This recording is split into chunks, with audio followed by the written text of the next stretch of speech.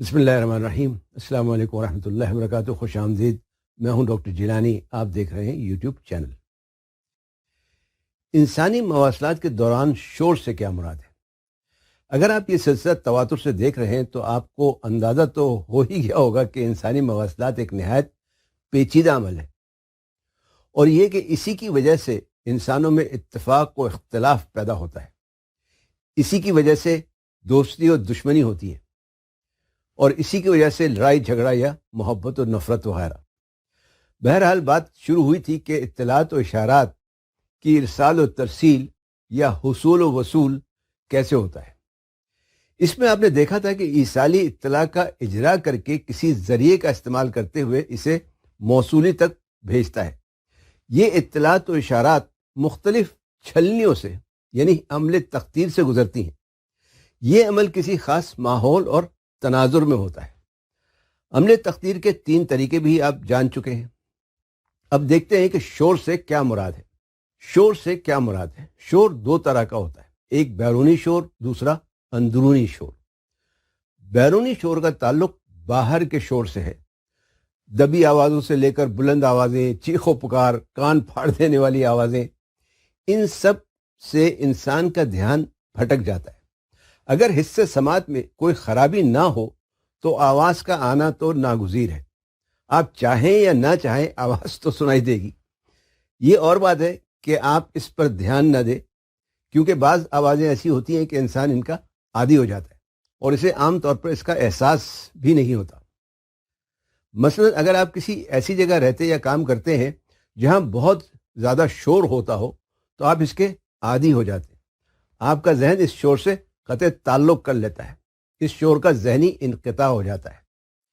اس صورت میں اگر آپ کا دھیان بھٹکے گا تو روزمرہ کی آوازوں سے ہٹ کر مختلف آواز یا آوازوں کی وجہ سے بھٹکے گا، مختلف قسم کے شور سے، غرضے کہ شور کسی بھی قسم کا ہو، اگر آپ اس شور کے عادی نہیں تو اس کے نتیجے میں عمل مواصلات میں خلل آنا لازمی ہے۔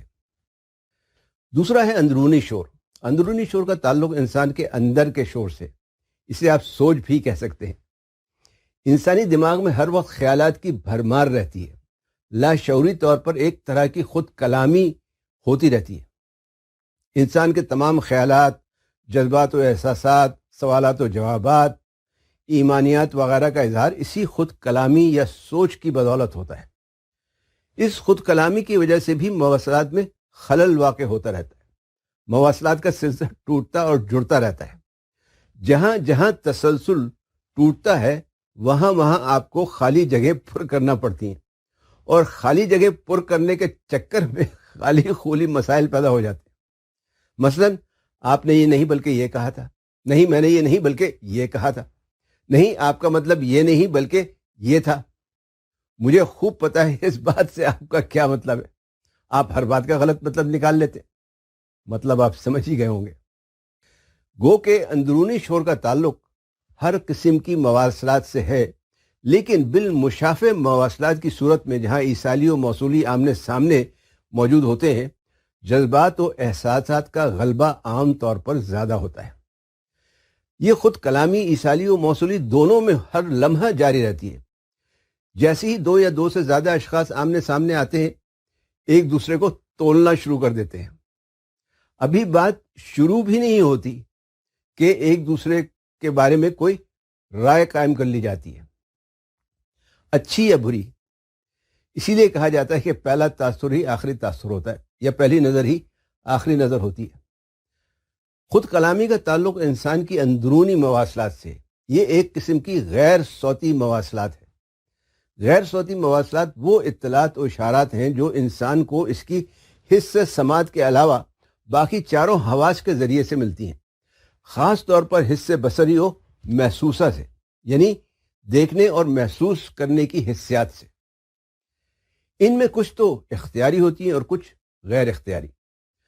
غیر صوتی مواصلات میں کیا کیا شامل ہے، اس پر انشاءاللہ اگلے ویلاگ میں بات کریں گے۔